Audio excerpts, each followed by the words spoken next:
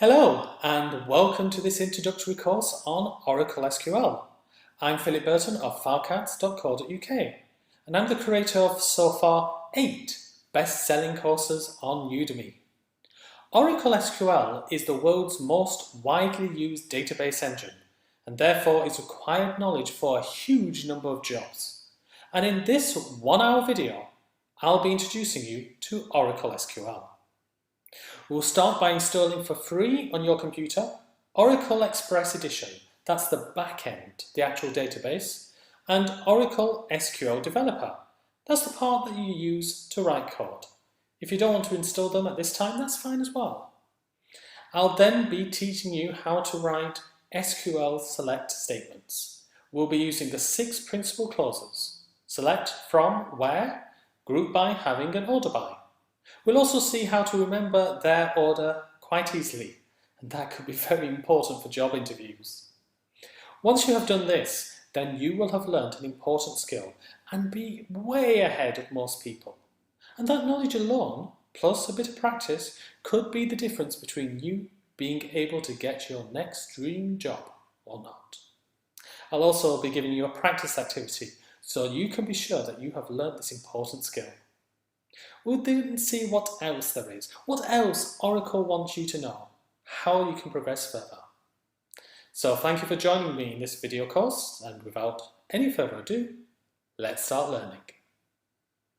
Now the first thing we have to do is install the database engine. So this is the bit that runs in the background that does all of the hard work. But which version do we need to install? Well, let's scroll down and you can see that this exam is validated against 11G release 2 and 12C release 1. Okay, so what is 11G and 12C, and are they the latest? Well, if you go to the Wikipedia page, you can see that 10 was first released in 2003, 10G. 11 was released in September 2007 and updated September 2009. And then 12C was released in July 2013. And the latest at the time of recording is 18C, which was released in February 2018, though at the time of recording they are working on 19C. So you can see that the years are not represented by the numbers, except for the latest ones, which are.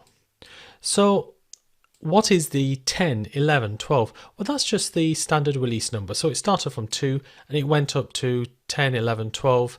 And finally, Oracle decided it would make year versions, so 18 and 19.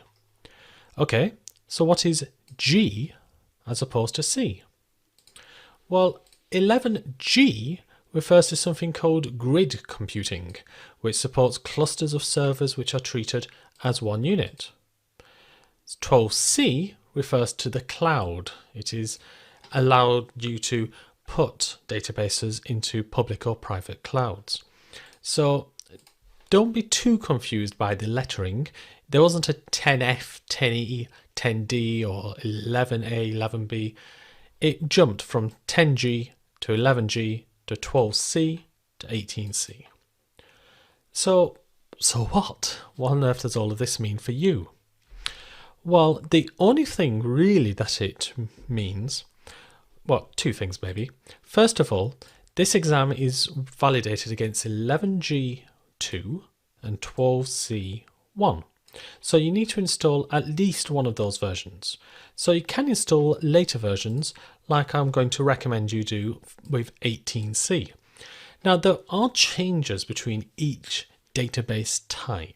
So there's a jump from 11G to 12C. They've added a few new commands, but you'll see on the right hand side the extra commands that they have added. And to be honest, at this sort of course, it doesn't make too much of a difference. There may be 1 or 2 commands maybe which are missing in 12C that we might use, or which were available in 12C which are missing in 11G. But why am I talking about older versions? For one really important reason. If you have a 32-bit computer, you cannot use 12C or 18C. You have to use 11G. So, how can you check if you've got a 32-bit machine? Well, if you open up Windows Explorer and you right and click on My Computer or This PC and go to Properties, you'll see whether you have got a 64-bit operating system or 32-bit operating system. So if you've got a 32-bit operating system, then 11G is the latest you can install. If not, I recommend you install 18C. But which version? As you can imagine, there are lots of different types of version.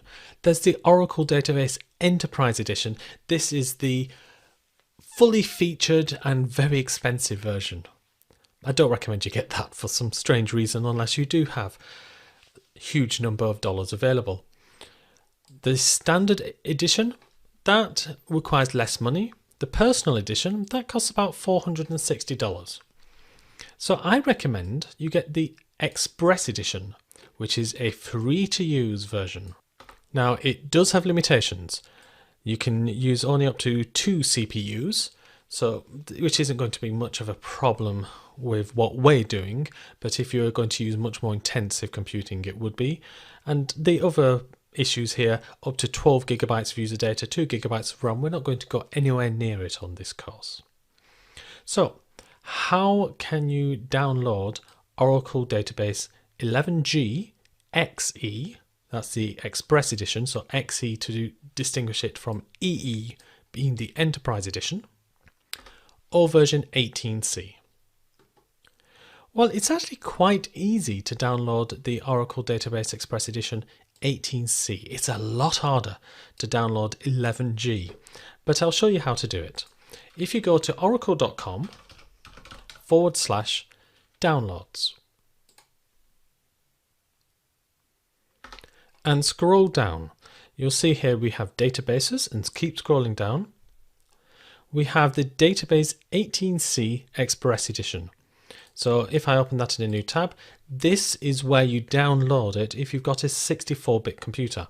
And you can see here Oracle Database 18C Express Edition for Windows X64, that's a 64-bit. First of all, you have to accept the license agreement, read it first, then click download, and then you have to sign in. So if you have got an Oracle account, then use your username and password. If not, it's free. Just click create account, type in your details. You'll get an email asking you to validate your details that you have given, and then you'll be able to download it. So I'll just go back and I will type in my username and password and click sign in.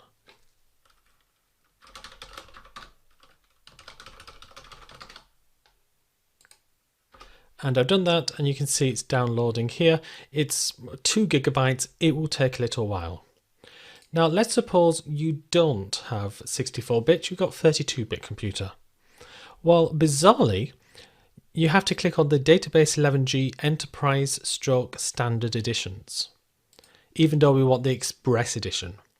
And what we can do, first of all, you can accept the license agreement and obviously read it first. But then scroll down. This is a 19C I was telling you about, the current version that they are developing.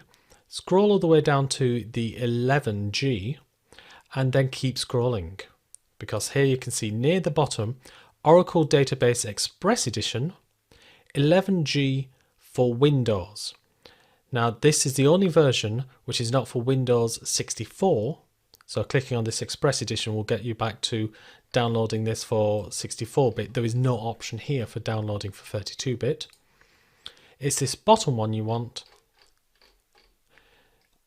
Oracle Database 11G for Windows. So just click on that, click on Accept License Agreement, and here we have Windows X32. Click Download, and you can see the instructions. Unzip the download and then run disk1/setup. So there you can see it's a much smaller install, but I recommend, if you can, to install the larger version. It's the latest version.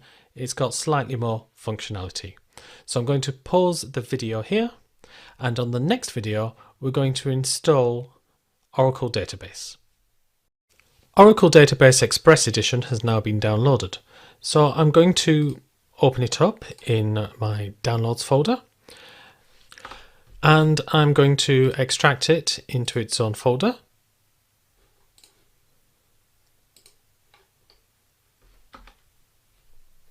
So here's the folder. I go down to the setup, double click on it. And here you can see it is now installing.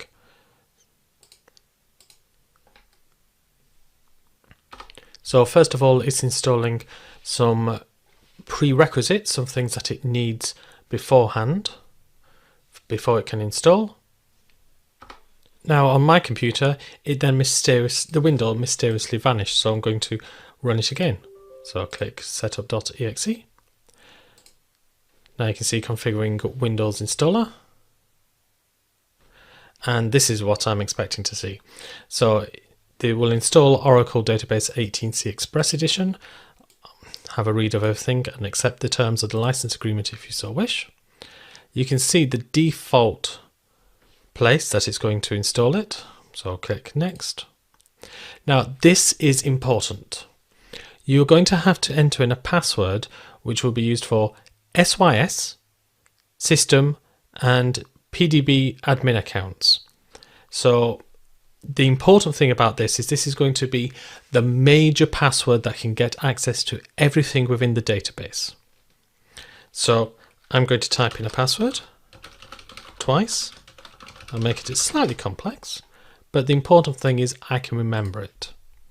So click install and it's going to install, and it says this may take several minutes.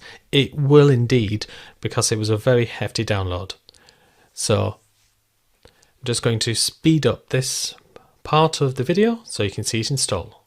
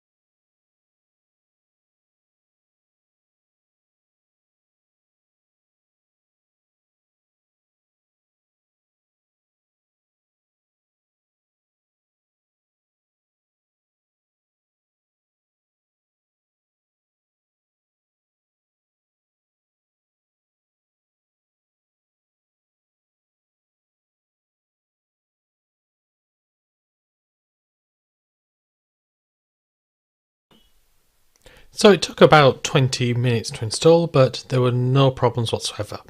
So I'll click finish, and that is the backend installed on my 64-bit machine. So that's the back engine installed. What about the front engine?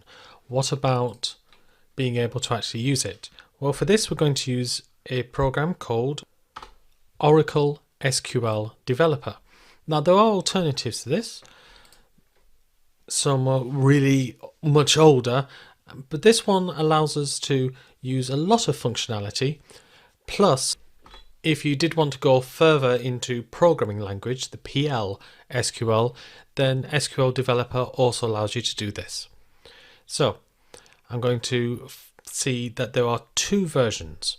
There is a Windows 64-bit with JDK, that's the Java Development Kit, installed. Or there is a version for 32-bit or 64-bit which requires the Java Development Kit to be installed separately. So I'm going to download this 64-bit. First of all, you need to agree the license agreement. And I'm also going to download the 32-bit, and this is 2 downloads. First of all, if you've got a 32-bit machine, you need to download this 32-bit, and you need to download the JDK 8. Now, if you do this, the JDK 8 needs to be installed first. So let's just scroll down, and we can see Windows, and you can choose 86 or 64. Now you might be asking, what is 86? It's a really old-fashioned name for 32-bit. So you can click whichever download you're going to install it on. So first of all, you need to accept the license agreement, which is just here, and download which version you're going to use. Now it's a lot easier, it's just one install if you are just using the Windows 64-bit with JDK 8 included, but it's not really that much more difficult with JDK 8 and Windows 32-bit. So now we've got these downloading. In the next video we'll install them. I should also say that the version that I'm installing is SQL Developer 19.1 of the April 2019. And the version you'll be installing will be a slightly later version. However, there really is minimal change between the one that I'm installing and the one that you're installing. So whichever the latest version is, as long as it doesn't say it's a beta version, a test version, then you are okay to install it, to download and install it. So Oracle SQL Developer has been downloaded. So we're going to do exactly the same thing. We're going to extract the files. It's a zip file. Right, it's taken about 30 seconds to extract.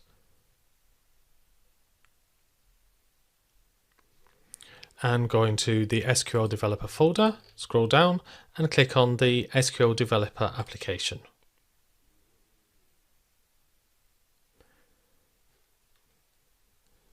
So here you can see it doing the first part, the installing the Java development kit. I don't want it to import preferences from previous version because I don't have one.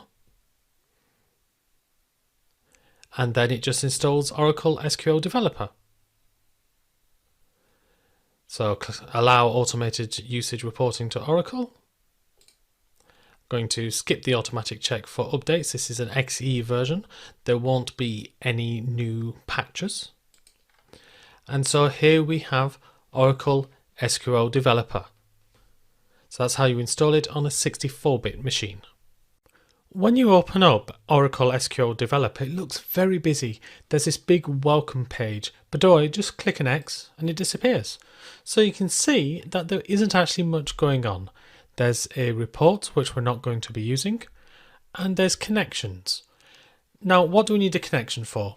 Well, Oracle SQL Developer is the front engine, and we previously installed Oracle Database Express Edition. So we need those two to talk to each other. And the easiest way to do that is just click on the plus next to the connections. So we have this dialog box, a new database connection. We only have to set this up the once. So we can call this anything. So I'm going to call this SQL database. Now you can give it a color. And I would advise you to give it a color simply because when you connect, it will display that color in a couple of places. Now you can see which database we're going to be connecting to. It's the local one. Everything else is basically set up for you. The only thing that's not set up is your username and password. So I'm going to come in as sys. You remember we as part of the installation process created a password for the SYS. So I'm going to use that username and the password that I previously set up, and I'm going to click save the password. because this is just a demo database, it's not going to contain any real data. And then the final thing we need to do is change the role. Now, if you look down here at the status is blank. If I click on test, you'll see that the role should either be SYS DBA or SYS OPER. Well, you can see from the online database, the online library, that SysDBA is for fully empowered database administrators. It allows you to see everything, whereas SysOPR allows you to do basic operational tasks but without the ability to look at your data. Well, as we're going to be learning SQL, we certainly want to see our data, so we're going to have the role of SYS DBA. So just change role to SYS DBA, click test again, and you should now have status success. So it's very complicated, or it looks very complicated, but the good news is you only have to do this once, at least for our course. So click connect, and you'll see that we now have a new connection, this SQL database. And you'll also notice it's in red, and we have a new window which is also in red.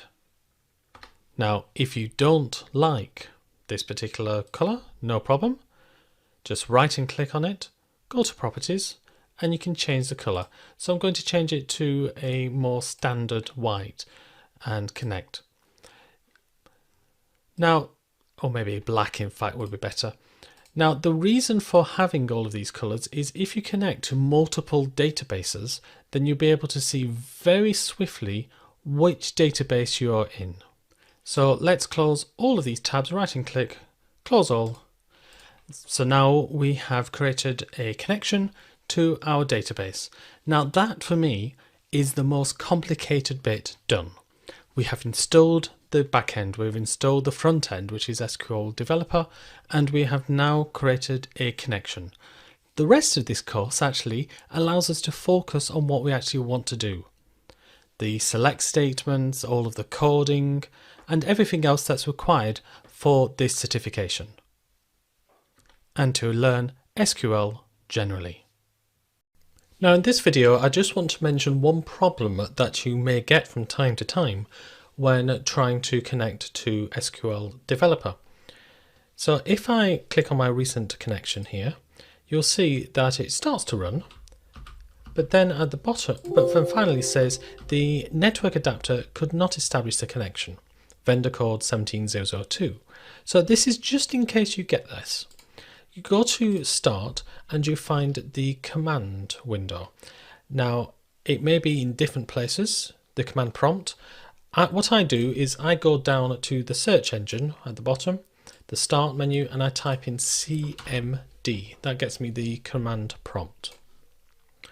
So from here, we can see if there's something called the listener. So this is the database listening for new connections, whether it is just taking a rest. And to find this out, I type in lsnrctl space status.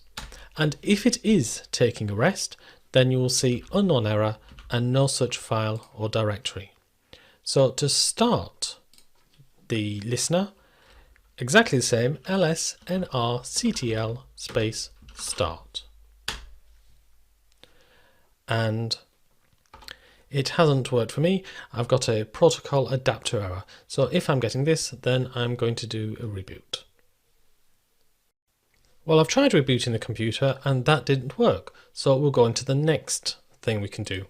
Go to Start and go to Administrative Tools. So again, I'm just going to type in Administrative Tools into my search. And we'll go into Services, double click onto Services, and then scroll down to Oracle. Now, the exact name might be slightly different, but it's the Oracle TNS listener, so you can see it's not running. And I'm going to click Start. So the service is now started. So now if I open up again, SQL Developer,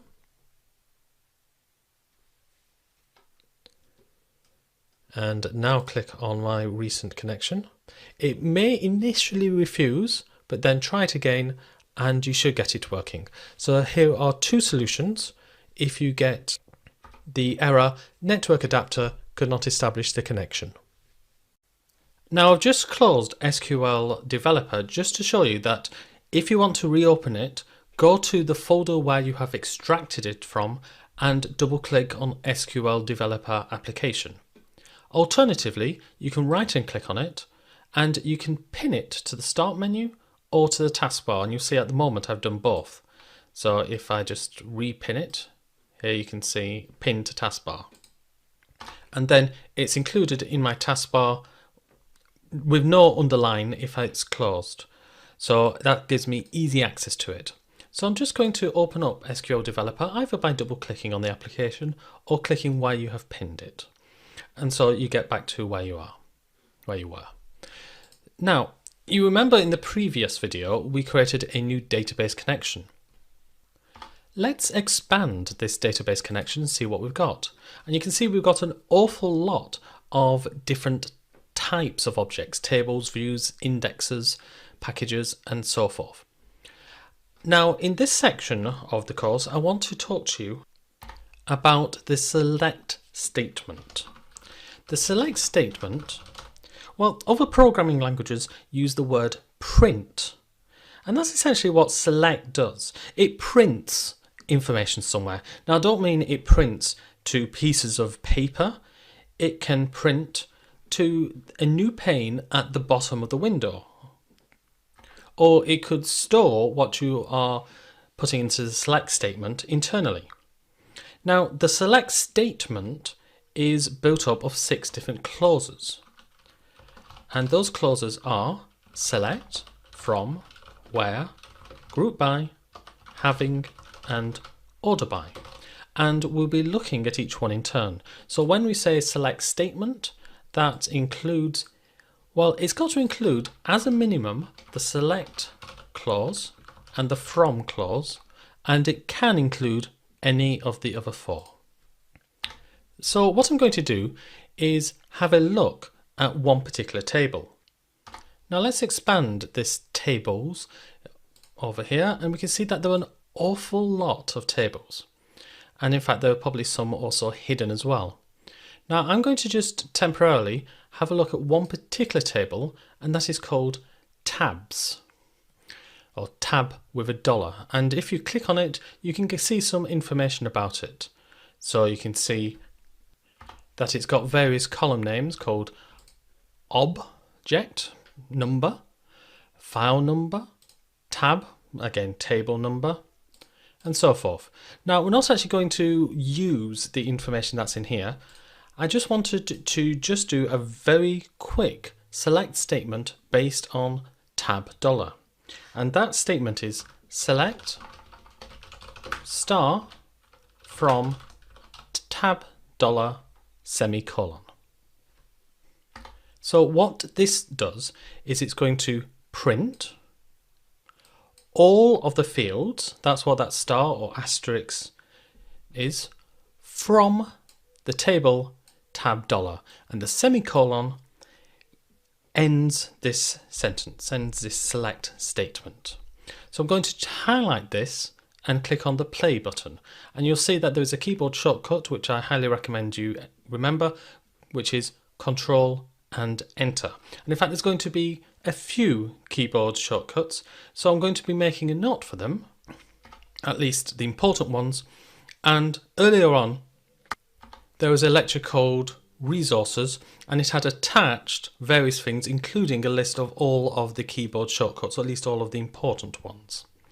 So I'm going to play or press Control and Enter, and you can see down here at the bottom the first 50 rows, the first 50 records, and you can also see all of the data in these individual columns. So just like a spreadsheet, we have rows and we have columns. Now, are there only 50 tables? No, there aren't. If you want to force the computer to find some more, then scroll down to the bottom and it will retrieve and retrieve and retrieve. And you might be thinking this might take some time with bigger tables, and indeed it would do. So another way of doing that is just click somewhere inside the table and press Ctrl and A. That forces the computer to get all of the information back. So now you can see all rows fetched, 2,174 rows. Now let's say I didn't want all of these columns. Suppose I just wanted the first 5 or 6 or something like that. Well, let's go into this tab dollar and expand. Click on the plus next to it. So we can see we have fields called obj hash or pound sign, data obj hash or pound sign, and so forth. What I'm going to do is replace this star, this asterisk, by obj and then the hash or pound sign. So now let's play, and here we can see the result. It has the same number of rows, which I can confirm quickly by clicking somewhere in the results and pressing Ctrl and A, so 2,174. It's just that we have restricted the number of columns. Suppose I want a second column, that's fine. I go to the select clause, I type comma, and I put in the next one, data obj pound sign or hash, play, and there we are. We now have 2 columns. Okay, let's add a third column. Let's add ts hash, but I'm tired of doing all of this typing. So what I'm going to do is I'm going to drag this ts hash over here. Now, there is something very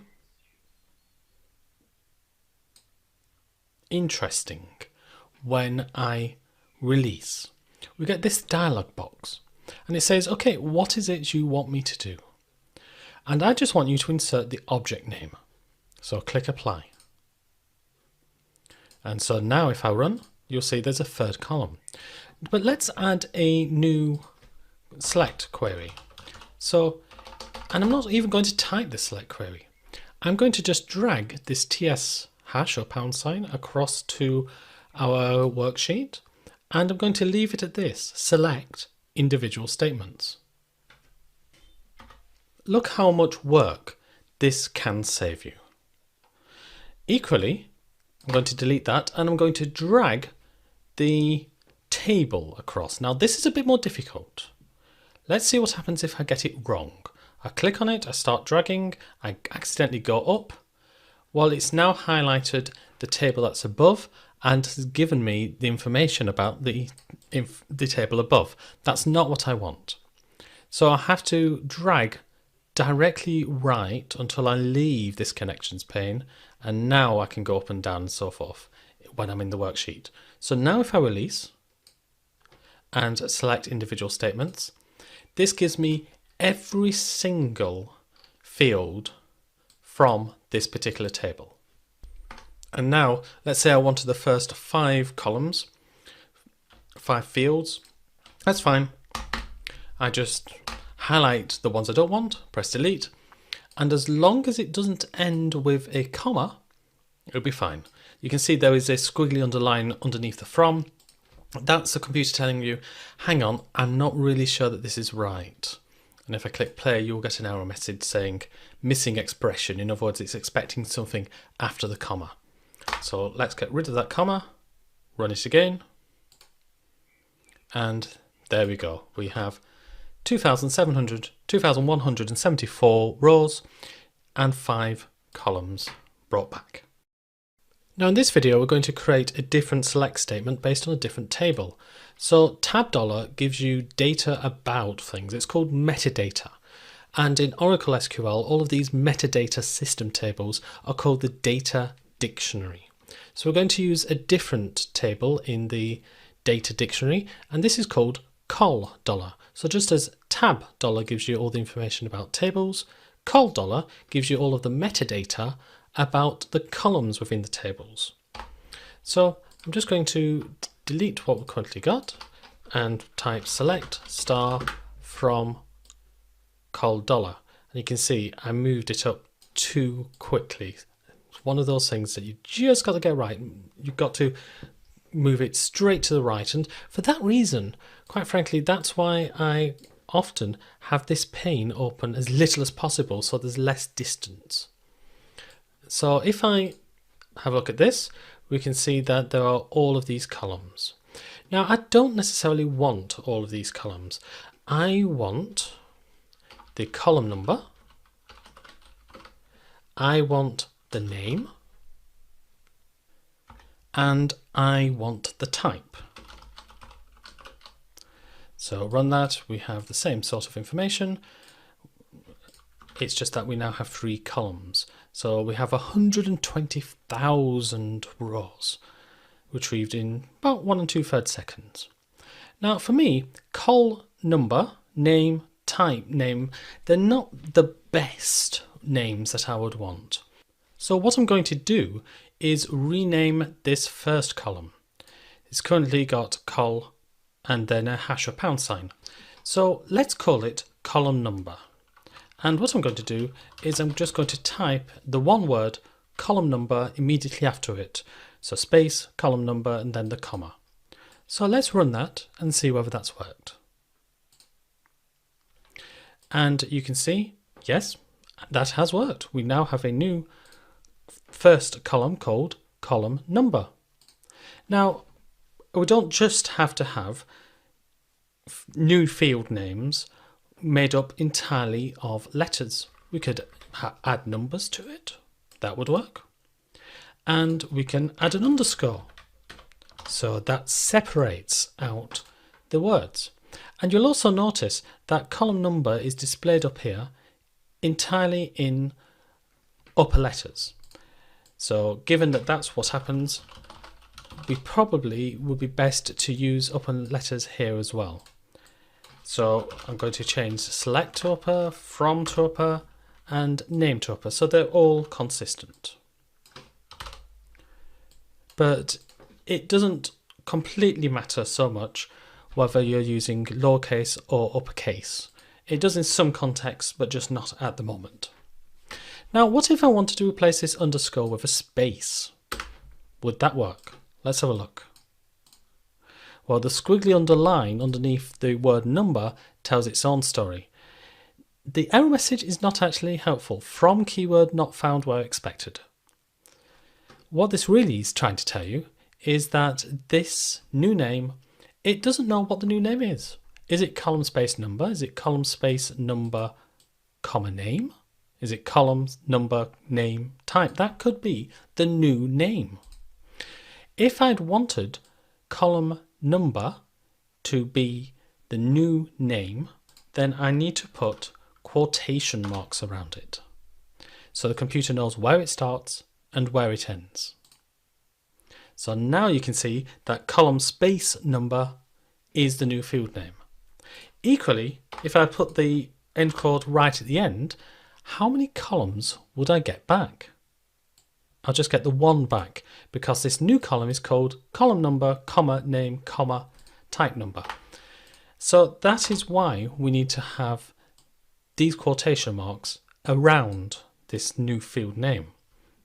And that is why this is called a quartered identifier. Ones with quotation marks around it. Now there is another version called non-quartered identifiers. So name is a non-quartered identifier, type number is a non-quartered identifier because they don't have these quote marks around. So what's the difference between a quartered identifier and a non-quartered identifier?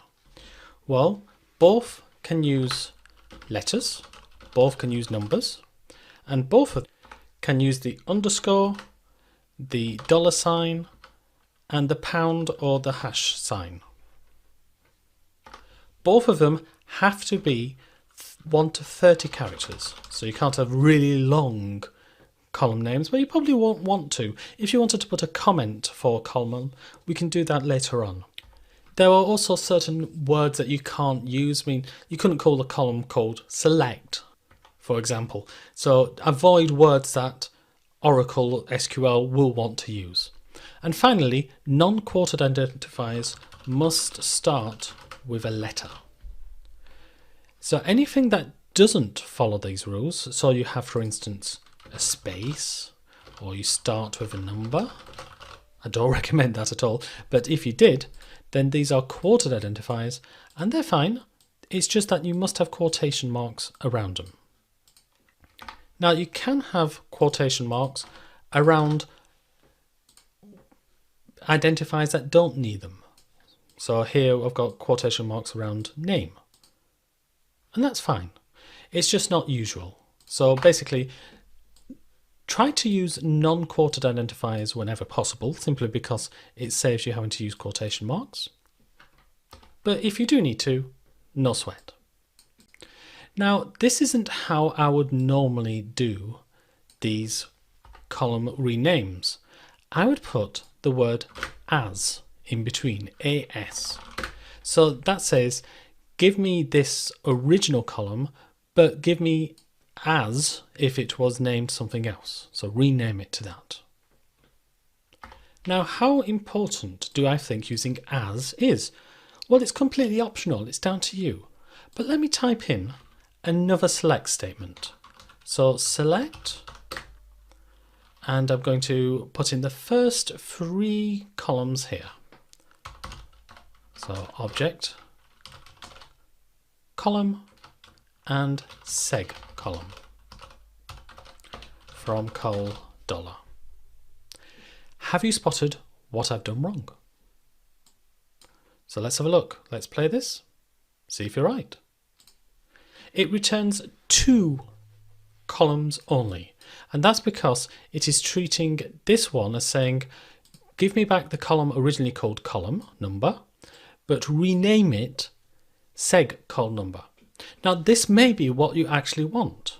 It just so happens there is another column in there called seg column, but it may be that you do want to rename it. But from a human level, this is ambiguous. Not from a computer level. The computer knows what it's going to do. It's going to bring back 2 columns.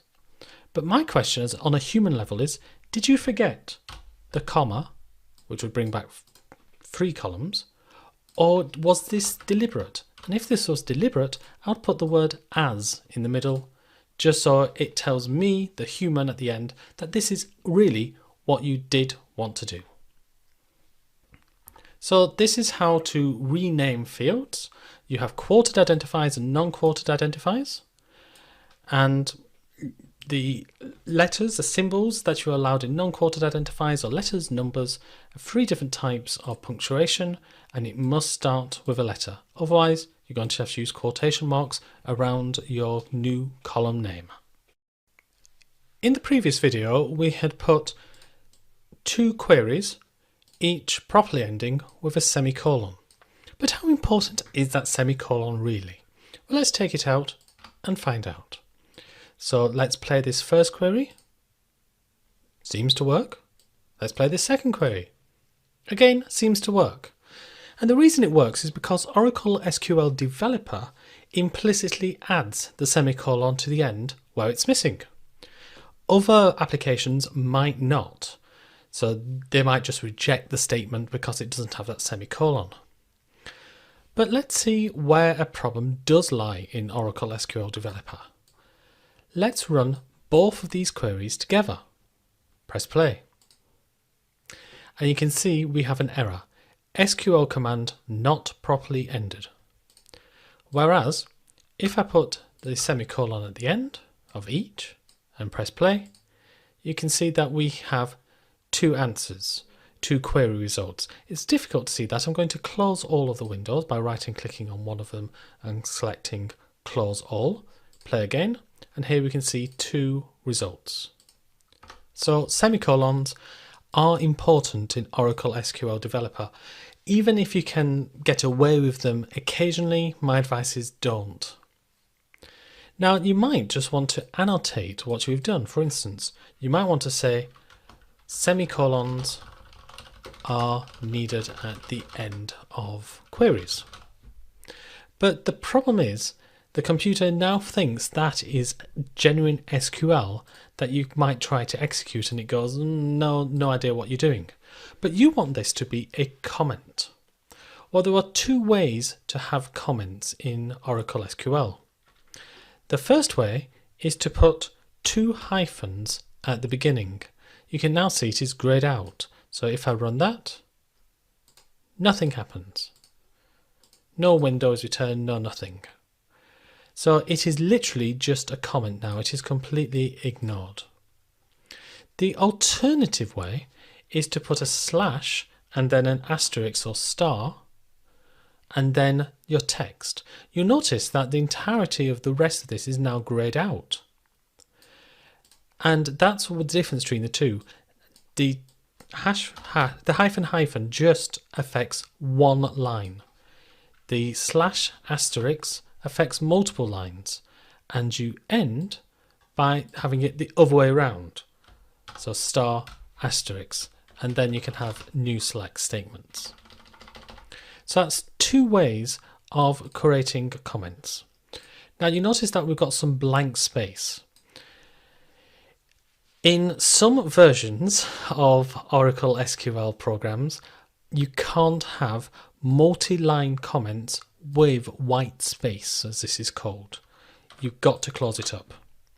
However, in other versions, like Oracle SQL Developer, you can have it. And I quite like it for the readability, but it's important to know whether it is actually going to work. So if you want a more universal version, then don't have these white spaces. But for me, for legibility, I quite like them. And finally, there is a keyboard shortcut if you want to have the line that you're currently on be a comment. And that keyboard shortcut is Control and slash. So just like the slashes we were using earlier, that toggles comments on and off. So you can see it's very easy to have a huge area commented out or not commented out. So that would be the equivalent of having this multi-line comment. Now, I call them multi-line comments. They don't need to be multi-line comments. You could have them just on one line if you wanted to. So, semicolons, very important, even if you're allowed occasionally to forget them. And if you want comments, then either you do that over an entire range, so multi-line comment, or you put # at the beginning, and the keyboard shortcut for that is Control and slash. Again, that will be in the keyboard shortcuts document, which is in the resources earlier in this course. Now, in the video before last, we limited this query by number of columns. So the original table had quite a few columns, and we've said we only want to bring back these three. However, we have not limited it in terms of number of rows. This has got around 120,000 rows. Suppose we wanted to reduce that. Well, we need some sort of criteria. And let's say we wanted all of those columns which are number 1 in their particular table. So what we can do is use the third of the select clauses. So we've previously had select, we've had from, the next one is where. So this goes before the semicolon. So the semicolon ends the entire select statement, all of these clauses. So if I put where, and we have the column number is equal to 1. So you may be used perhaps to languages like C#, where if you are having equality, in other words, is something equal to something else, you have to put 2 equal signs. Not in Oracle SQL, it is just 1 equal sign. So let's play that and see if it works. And now you can see that all of the column numbers retrieved are number 1, and we have reduced the number of rows down from 120,000 to 10,000. Now you may also notice something else. I have used the original column name and not the renamed column name. So let's put in the renamed column name and see what happens. And you can see it says invalid identifier. What does that mean? It means I haven't a clue what you're talking about, mate. So what happens in logical terms is the computer gets your table and restricts it, and only after that and some other clauses does it say, well, how many columns do you want to bring back? So at this point, the computer in logical terms hasn't identified that the current table name or column name called col number has now been renamed. It still expects the original names. So the where clause, you have to have your original column names. You can't have the renamed. So now if I play that, you can see that we get all of the column numbers back where the column number is equal to 1. Now just a quick word about this query results table. You can see that there are these little arrows. Well, they allow you to sort, and if I double click, you can see that it sorts not just the individual row, but the entirety on the table based on this column.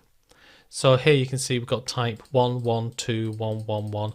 If I double click, we get 2, try again, double click, I get 1, 2, 2, 2, 2, 2, because it goes from the top of the table all the way down to the bottom of the table, and at the bottom table we have 1, 1, 2, 1, 1, 1. So if I resort this table, we have 1, 1, 2, 1, 1, 1. So simply because we are sorting by name doesn't mean that that's the only thing that gets sorted. All of the rows get sorted with it. And you can see if double click, we go from ascending order, A to Z, descending order, Z to A, and then the original order, in other words, no further sort. There's also, just as in Excel, a filter next to it as well.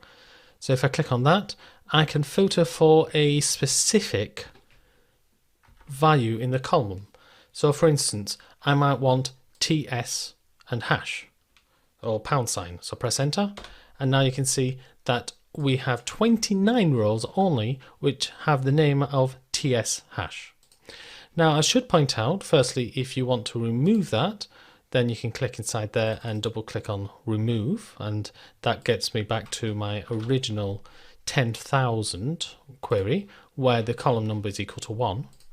And secondly, this is only temporary.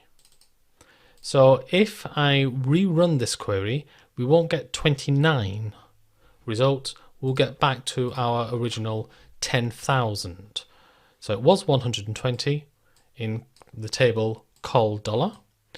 We then said I only want it where the col number is equal to 1. That got it back to 10,000. And previously we had put on a restriction so that it had to be TS hash, which brought it back down to 29. But if I rerun the query, that last filter gets completely ignored, as does any sorting that you have done. So if I rerun, the sorting goes.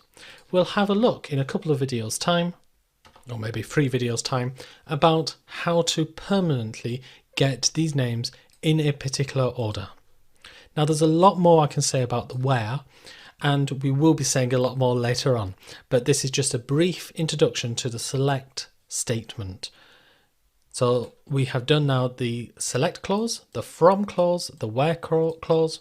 The next one is the group by clause. In the previous video, we restricted the number of rows that were returned. My next question is something a bit more of an analytical question. Okay, how many rows contain TS hash? I mean, we previously saw that the answer is 29 by putting on a filter, but then how many are OBJ hash and user hash? What we need to do is group together all of these different names, and we can do that using the group by clause. However, this is perhaps a bit more tricky than using the where clause. So I'm going to create a new query at the bottom, and it's going to be select name from col dollar, where the column number is equal to 1, a semicolon. So we just have one field returned. And that field is called name. But notice that I'm using the column number. So I don't need in the where clause all of the columns or any of the columns that I used in the select clause. Next, and incidentally I could have said is greater than 1 or is less than 1. Not that there are any, but is less than 4, let's say. Or is not equal to 1. But let's stick to our is equal to 1. It gives us the 10,000 results that we've got. But it's still one row per result. I want to group them up. And I can do that using group by. So group by name. So group by the name of the column, which in this case is called name. So if we were doing it by something else, if we were doing it by col hash, then it would be select col hash or the pound sign from col dollar or col hash is equal to 1. Well, I don't think that would work in this particular case because there would only be one row, but I could group by col hash. So if I look at this, here we have all of the column names and here we have all of the column numbers. So you notice that I need the select clause, I need the from clause, I don't need the where clause if I'm doing a group by. It is not actually necessary. But you notice I'm grouping by the same name. And this is important. Again, as in the where, if I rename this as column number, this query will work because I'm referencing the original column name. If, however, I try to reference the new column name, then this will not work. Again, in terms of logical terms, the way the computer processes the information, it starts at the from, goes down to the where, goes down to the group by. We haven't got there yet, but it goes to the having, and then only then does it go to the select clause. So at the moment, the computer believes that this column, this table called col dollar, will have a column called col pound or col hash. So that works. So going back to our original example, these are all of the names, and you can see that there are 1,361. But how many of each type is there? Well, I'm going to put in an aggregation. An aggregation is something like sum, count, average, that sort of thing. And indeed, the word count can be used. Now, I'm going to talk about aggregations later on, but here is one way of getting this count aggregation. It's count open bracket star or asterisk close bracket. So now if I run this, let's see what happens. We have all of the names, 1,361, and the number of times each of them comes. So the table dummy comes once, or the column dummy comes once, but the column name comes 221 times. Now notice incidentally the column is called count open bracket star close bracket. If I want to put in an alias, if I want to give it a new name, then I can do so using the as, so number of times. So what happens if we try this without the group by name? So I'll just comment that out by pressing Ctrl and slash. So now it doesn't have the group by name. It's the same as if I deleted it. What would happen? It would give me an error saying that count hash is not a single group function. Okay, that's not really very educational, but what it really means is you need a group by. It's not going to give me an answer per line if you're not using a group by. But with the group by, it works. Now you'll also notice that it works with the semicolon being on a different line. And in fact it would also work if any of these were on different lines. You can have it like this if you'd like. The only thing that wouldn't work is if you were to split up a word like the word select, like that. That would not work. Now, my style is to have select and where possible everything on one line, from on one line, where on one line, and group by on one line, and the semicolon at the end. We will be getting into more complicated queries, and you'll see that that's not actually the entirety of my style, but I generally start from the basis of one clause on one line.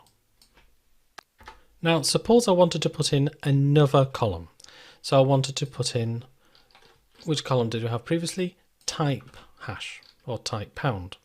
I can do that, but this would not work as is because I'm not grouping by everything which is not an aggregation.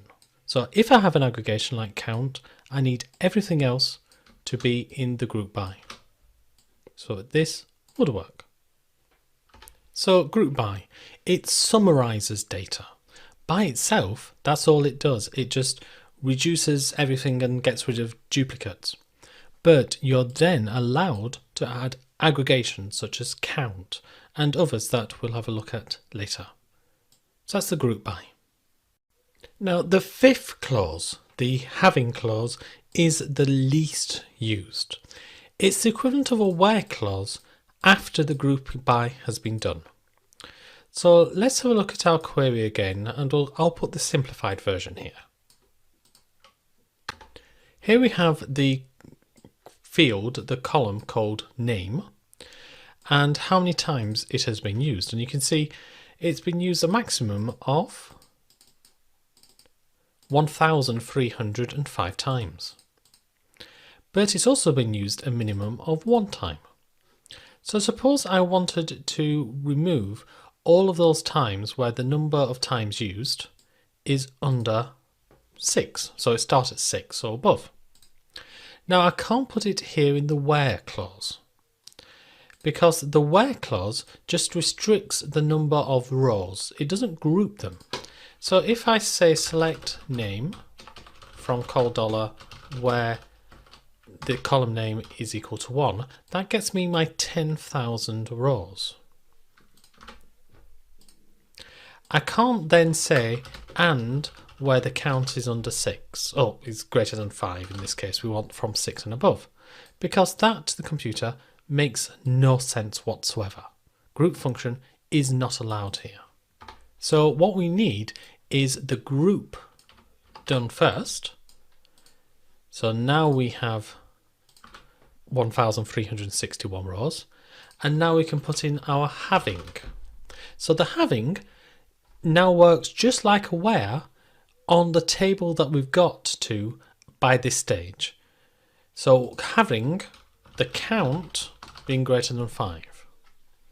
So now if I run that, and you can see that we are now down to 271 rows, and the minimum number of times is 6 and the maximum is still 1,305. Now you might be saying, okay, this doesn't quite work to me because I thought you said the select clause happens after the from, where, group by and having. But we're using a column in the having. And that is true, we are using a column, or actually we're using a calculation, we're using an aggregate calculation. Now the thing is, this calculation doesn't need to be in this table.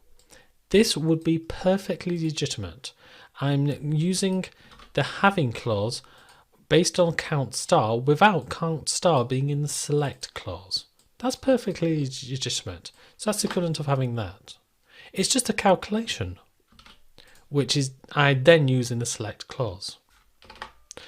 What wouldn't be legitimate is if I was to use the rename of count star. So if I put it in as having number of times is greater than 5, that would not be legitimate because we have not reached in logical terms the select clause. We've gone from, where, group by, having, next is select. So I can use a function. The function can appear in the select clause. It just doesn't need to. Now, just as a point of reference, we have this error, ORA 00904. What we can do, if you want more information about this, is you can Google. So if I Google ORA 00904, you'll see this nice website, Tech on the Net, which explains the error message, invalid identifier, and explains in fairly plain English what is happening and how to resolve it. So I quite like this website, Tech on the Net. It gives a huge number of error messages and how to resolve them. Now, if you prefer a more official source, then you can type Google error message help, and you'll see that the first link we have here is for docs.oracle.com. And again, we have the number of message types. So if I find this one, 904, you can see that it says it is for invalid identifier. It tells you what the problem is, and it tells you an action. Now for me, the techonthenet.com is better because it actually gives examples as to how to create this error and how to resolve this error. So I prefer Tech on the Net to the official website, but you may prefer the official one. So it's like having a second where, but only used after a group by. So it is the least used of the 6, but if you're having a group by and then want to restrict the number of rows further, having is your clause. The final clause is the order by clause. Now we have previously seen that we can temporarily change the order in SQL Developer, but that's not available for all versions, all programs that can access Oracle SQL. Sometimes you might want to say, this is the order I want it in. The order by happens right at the end.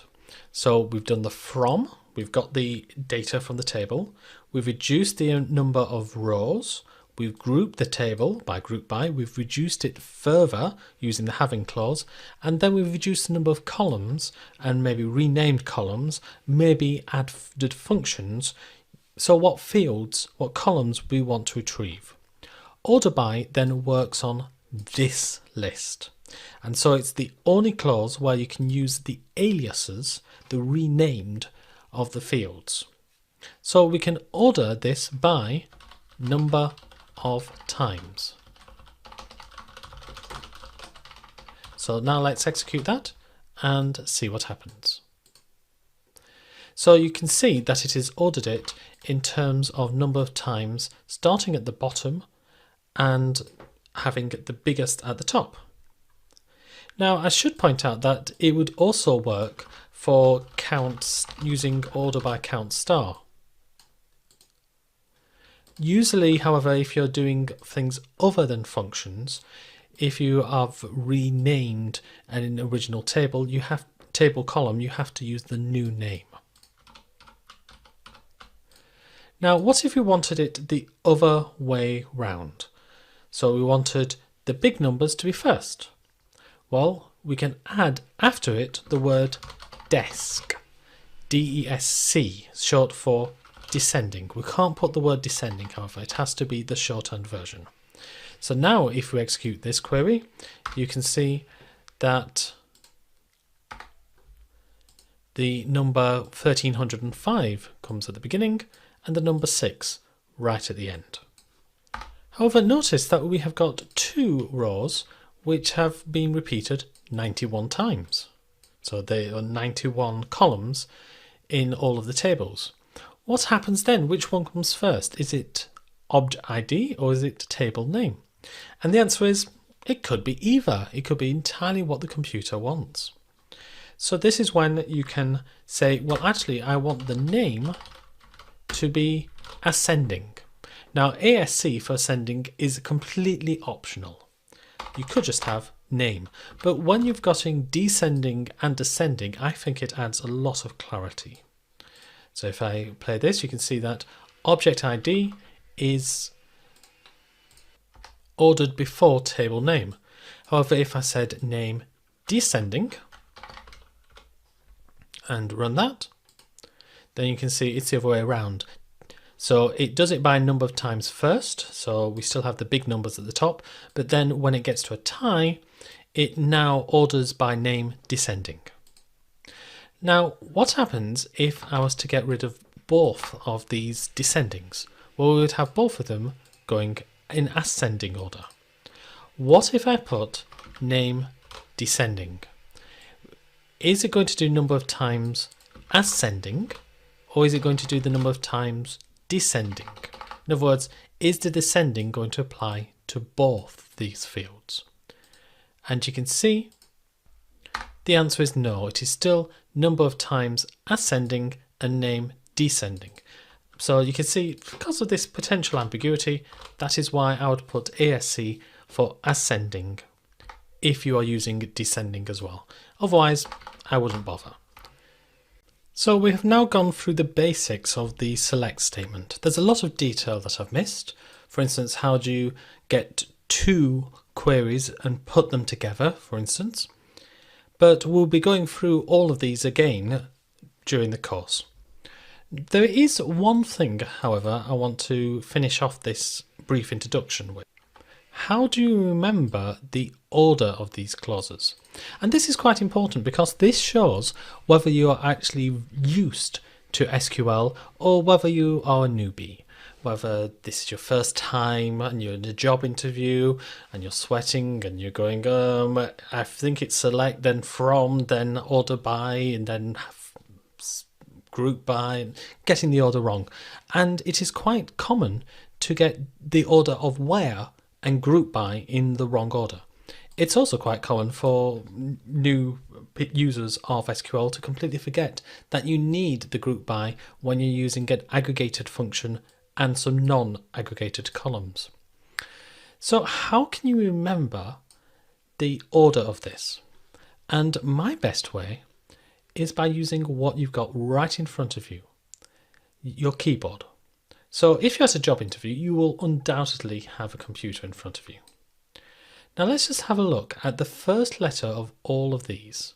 Select, from, where, group by, having, and order by. Have you noticed something about 5 out of these 6 clauses? They go from left to right. Select, from, group by, having, order. In fact, 3 of them are consecutive. From, group by, having. So this way you should not be able to forget the order of 5 of them. Select, from, group by, having, and order by. The only one that you have to remember is the where. And you just need to remember that that comes after the 2 compulsory clauses. So it comes third. Select, from, where. So if you can remember that, then in any job interview, or indeed when you're actually creating SQL statements for real, you will be in no doubt as to the order of the clauses. So how did you do with this practice activity?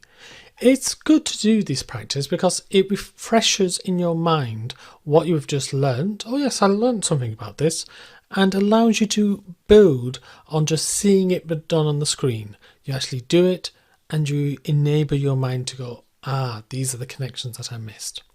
So first of all, we want to create a select statement that gets all of the columns from the table called view $. Now to get anywhere, we need a window first of all. So we click on SQL Worksheet and click OK. So I'm going to create a select statement that's going to get all of the columns from a table. So all of the columns is a star, an asterisk, and then the word from and view $. And how should I end my SQL statements? With a semicolon.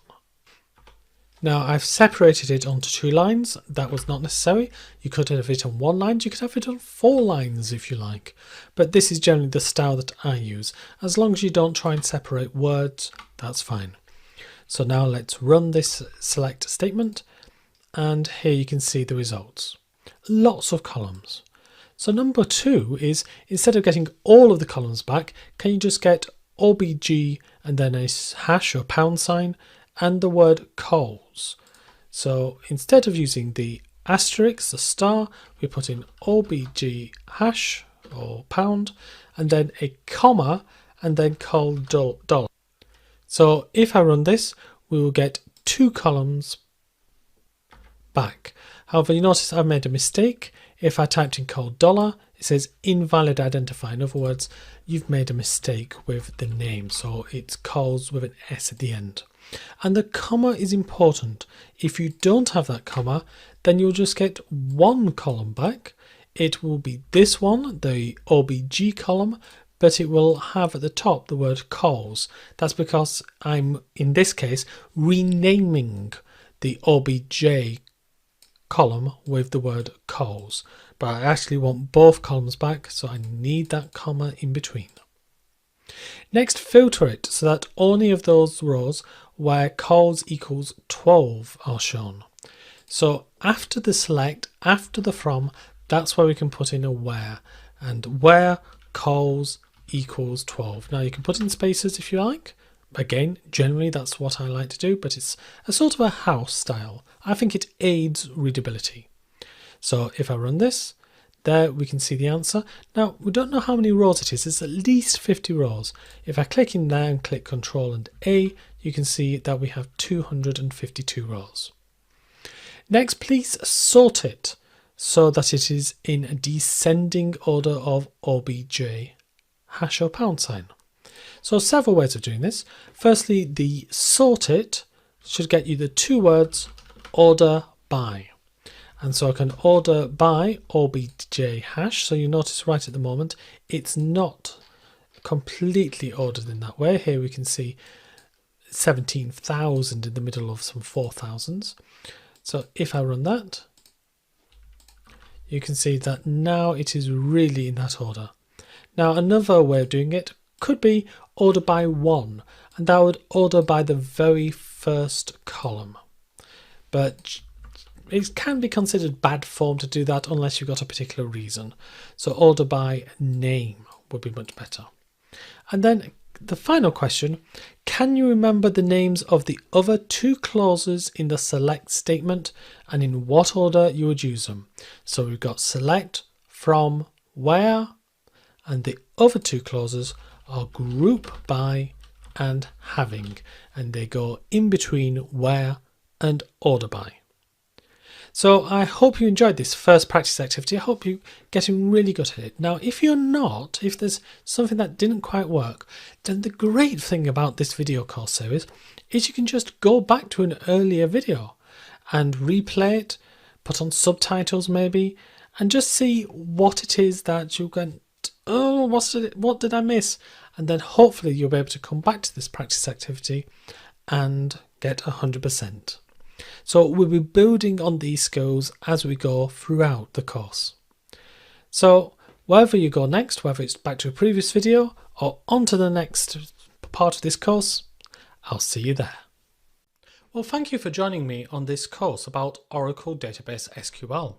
And the question you may have now is, well, where do I go from here? So far you have learned the 6 principal clauses. Select from where, group by, having, and order by.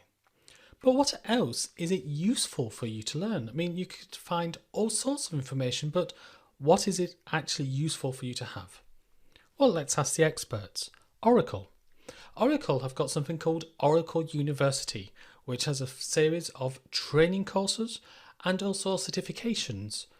So you don't have to do the training course to go for the certification. Now the certification in this question is IZO or IZO 071, so IZ0071. And you can see it's not an inexpensive certification, $245. But ignoring that, it's a 2-hour exam with 78 questions. And at the end, it would give you a Oracle Database SQL Certified Associate. But what's much more interesting is what do you actually need for this certification? So this is stuff that Oracle actually want you to have. And if you have a look at review exam topics, you can see that it's divided into about 18 different topics with lots of subtopics added in. So we have got things like relational database concepts, restricting and sorting data, so limiting rows. We've had a look at the where clause, self joins, outer joins, Cartesian joins, insert, update and delete statements, subqueries, restricting group results and creating groups of data. We had a look at the group by earlier, and we also had a look at the having clause as well.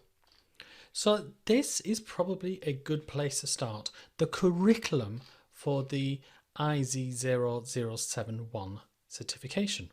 I'm not necessarily suggesting that you go for the certification, and certainly not at this stage. It's just that these items could be quite useful for you to have. So how do you get this training? Well, there is recommended training, and well, let's just say if we click on any of these, and I've opened it before because it does take a while, this isn't the swiftest website, you can see that the price for their certification is around $3,400.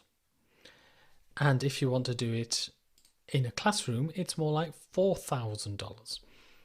So very expensive. So maybe we won't use the Oracle University database courses. They're just a bit too pricey. Maybe you want something in book form. Well, the official book is this one. It's the OCA Oracle Database SQL Exam Guide. Basically, just go to your favorite bookseller and type in IZ0071. It's a good book. It's fairly comprehensive. I can't remember how many pages. It's about 1,000 pages, 832 pages. The average customer review of only 3 stars doesn't seem that good, but there's maybe some errors in it, but I found it a nice read. If you want something free, then you can go to docs.oracle.com/en for English. Here we have all sorts of online help. So if I click on Oracle database, I click on Get Started. So we currently have this version, so it depends which version you're talking about. 19C is the latest one as of the time of recording, but maybe you need to have a look at an older version. So Get Started, Introduction to SQL, and then Oracle Database SQL Language Reference. So this again is a nice read. It's around 1,000 pages. But you don't have to sit at your computer just clicking on page to page, unless of course you actually want to do that. Instead, there's a download button here. And that allows you to download it as a PDF, and then you can save it or print it, email it to yourself, put it on an iPad. Oh, 2,000 pages. I thought it was a bit shorter than that. It's very comprehensive. Possibly not the best way to start. But if you already know a fair bit about a bit, this will give you a way to hone your talents on one particular skill, perhaps. So these are some of the ways of getting the training that Oracle recommends, and it goes from free, downloading a manual, 2,000 pages, to a 832 page book, to some very expensive training. Well, congratulations, you made it through this hour-long course. So let's just have a recap of what's happened. You may have installed for free on your computer Oracle Express Edition and Oracle SQL Developer, so you can continue to practice your skills. We looked at the select statement and the 6 principal clauses: select from where, group by, having and order by, and you now know how you can remember them just by looking down on your keyboard. So I hope you found this a lot of fun, and I hope to see you on future courses. So whatever you do, thank you for joining me, and keep learning.